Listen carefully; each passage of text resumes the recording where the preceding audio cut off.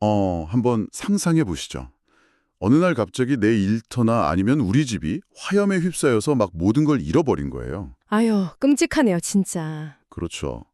근데 당연히 국가에서 뭐 보상이나 복구를 도와줄 거라고 철석같이 믿었는데 딱 365일이 지난 오늘까지도 그 비좁고 차다운 임시 컨테이너 박스에서 잠을 자야 한다면 어떨까요? 와, 1년이나요. 그거 진짜 참담하겠는데요. 네.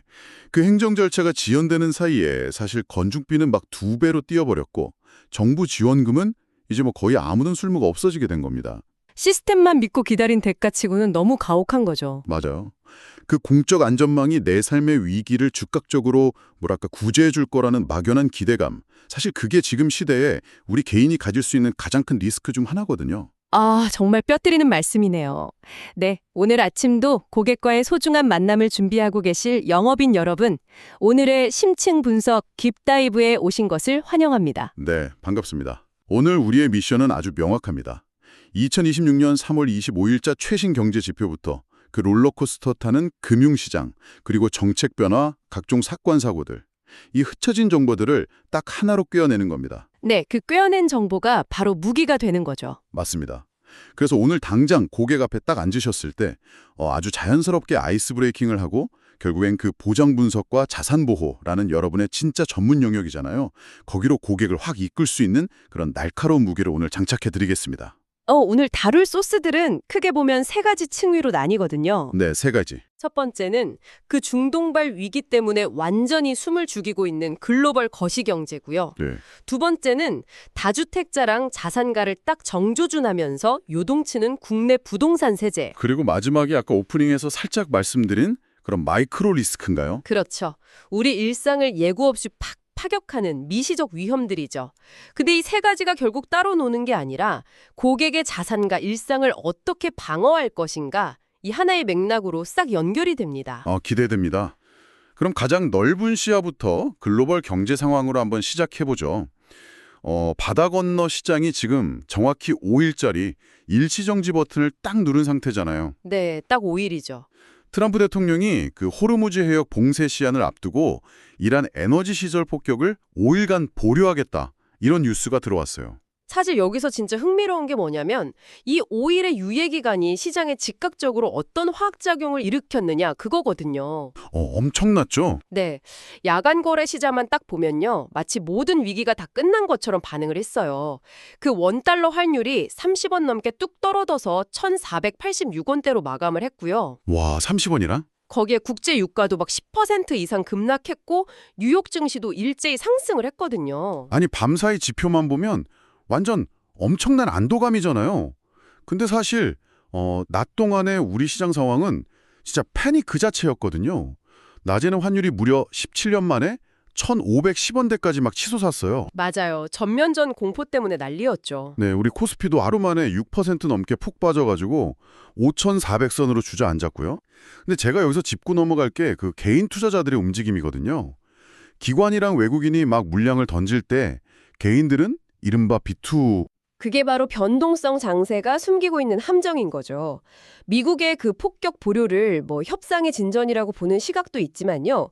이란은 즉각적으로 협상 자체를 부인했거든요. 우리는 그런 거 한 적 없다. 그렇죠. 그러니까 폭탄의 뇌관을 완전히 제거한 게 아니라 그냥 타이머만 살짝 5일 뒤로 미뤄둔 것에 불과한 거예요. 이 불확실성이 전혀 해소되지 않았기 때문에 유가나 환율은 진짜 언제든 다시 튈 수 있습니다. 그래서 정부도 엄청 다급해 보이더라고요. 막 환율 방어하겠다고 그 왜 해외 주식 국내 복귀 계좌 RIA라고 부르던데 그걸 내놨잖아요. 네, RIA 출시했죠. 해외에 있는 주식 팔고 그 달러를 국내 계좌로 가져오면 막 세제 혜택 주겠다 이건데 사실 이게 과연 효과가 있을까요? 지금 달러가 최고 안전자산인데 굳이 세금 좀 아끼자고 원화로 바꿀까 싶거든요. 정확히 보셨어요. 구조적인 한계가 뚜렷하죠. 환율 안정을 위해서 뭐 달러 공급을 늘려보겠다는 정부 의도는 알겠지만요. 투자자 입장에서는 본질적 가치가 계속 떨어지고 있는 원화를 쥐느니 차라리 달러를 쥐고 있는 게 낫죠. 맞습니다. 훨씬 유리하니까요. 근본적인 그 중동 지정학적 위기가 해소되지 않는 이상 RIA 같은 그 미시적인 세제 혜택만으로 거대한 환율 흐름을 꺾기는 어렵다고 봅니다. 바로 그겁니다.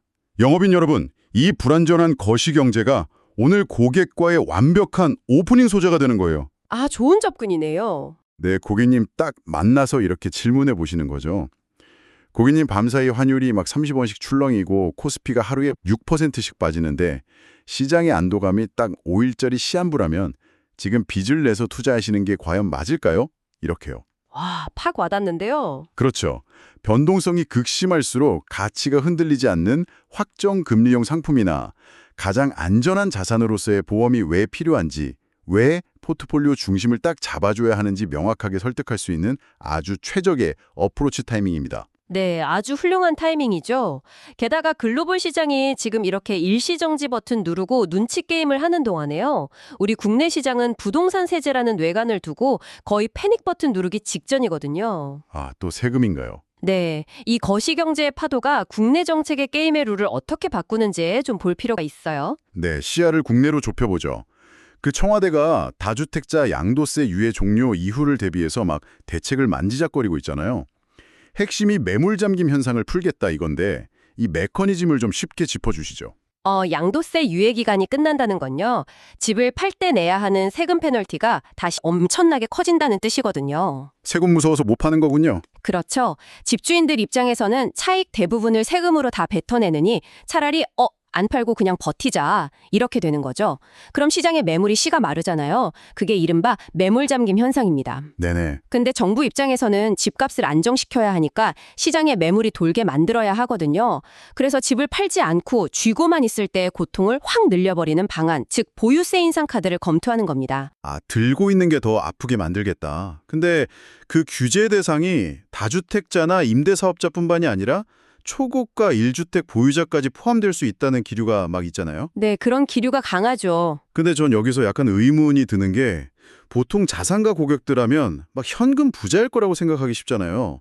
근데 집값이 뭐 50억, 100억 한다고 해서 당장 내야 할 보유세 수천만 원, 수억 원이 통장에 현금으로 늘 대기하고 있는 건 아니거든요. 아, 그 현금 흐름의 경색이야말로 자산가들이 사실 가장 두려워하면서도 현장에서 흔히 놓치고 계신 맹점입니다.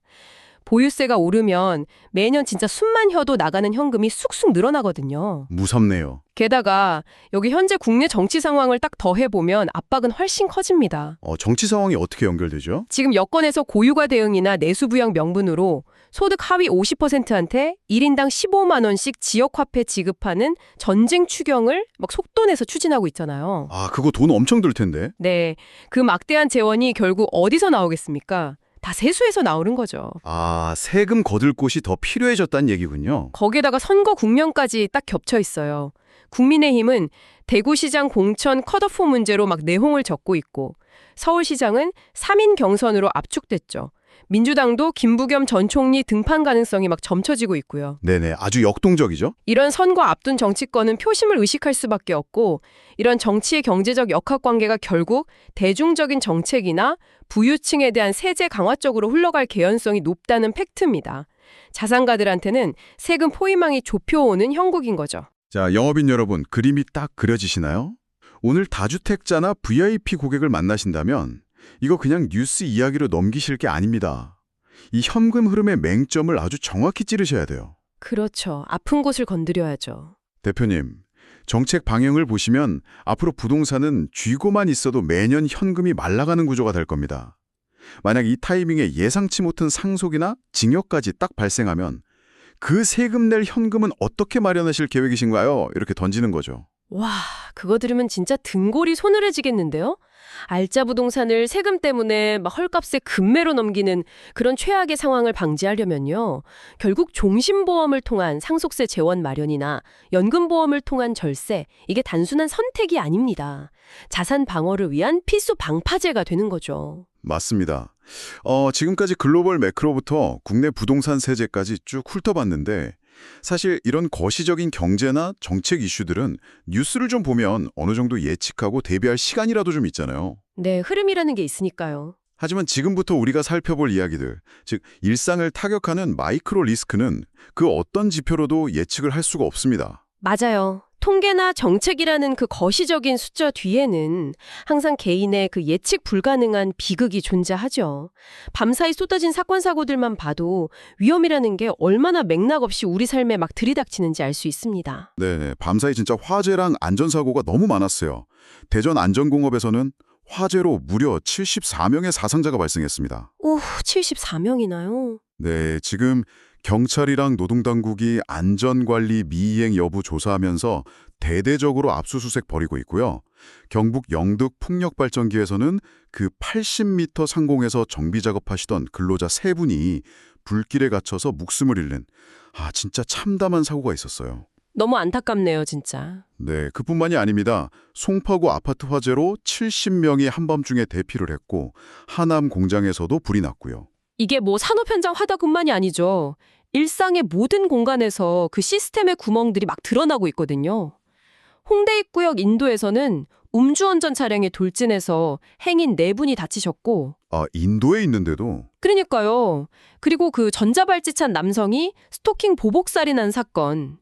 그건 피해자가 경찰에 여러 번 순찰 좀 돌아달려 요청했는데도 시스템 누락이랑 부실 대응 때문에 비극을 못 막았잖아요. 저는 이런 뉴스 볼 때마다 진짜 가슴이 답답해져요.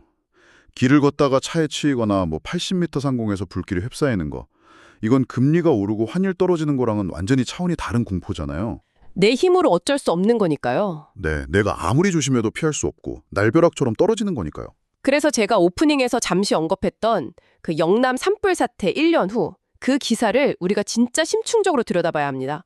이 기사가 던지는 가장 중요한 메시지가 이거예요. 사고가 터진 이후의 삶은 대체 누가 책임지는가? 보통은 국가 재난지원금이나 아니면 가해 기업의 배상 시스템이 딱 가동될 거라고 믿지 않나요? 다들 그렇게 생각할 텐데. 그게 바로 치명적인 착각이라는 겁니다. 시스템이 작동하는 속도보다 우리 개인의 삶이 무너지는 속도가 훨씬 빠르거든요. 와.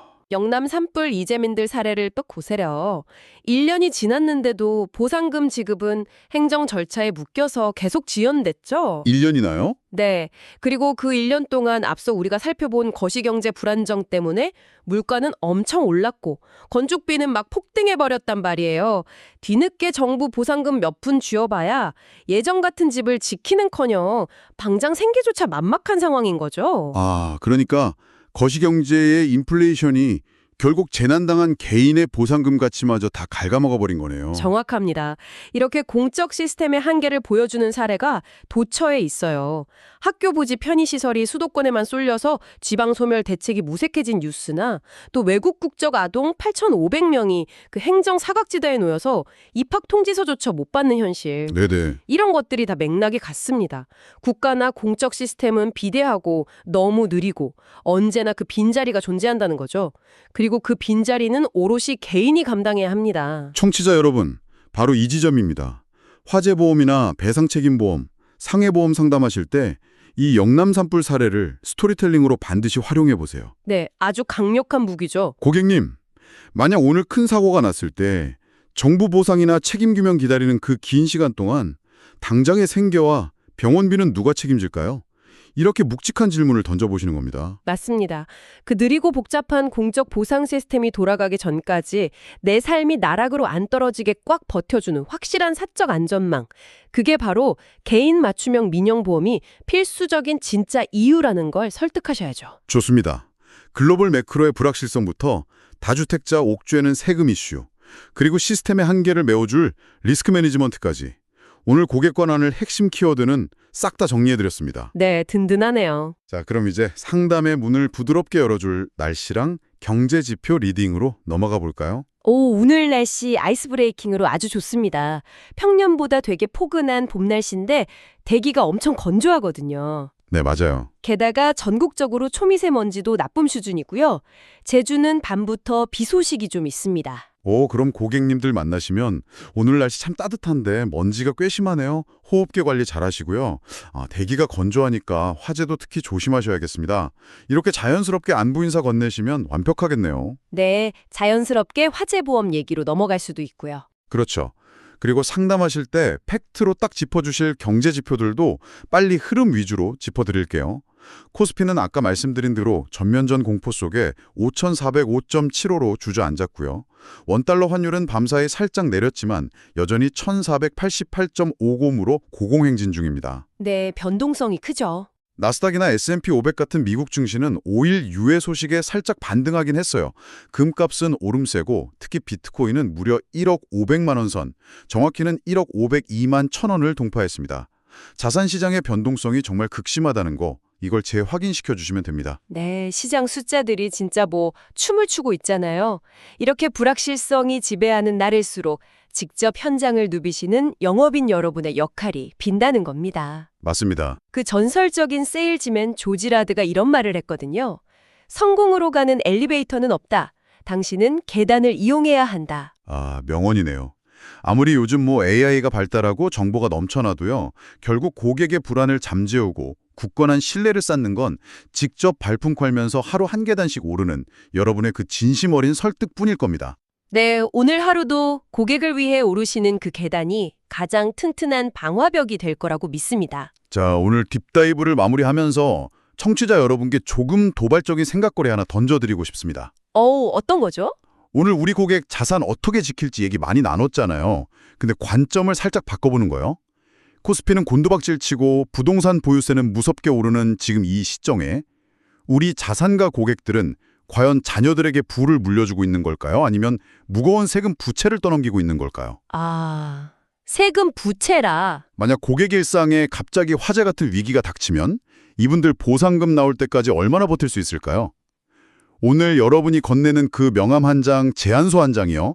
고객과 그 자녀에게 남겨진 재정적 시한폭탄의 뇌관을 미리 딱 제거해주는 가장 빠른 119이자 단단한 방화벽일지도 모릅니다. 네, 정말 중요한 역할이시죠. 이 묵직한 질문을 가슴에 딱 품으시고요.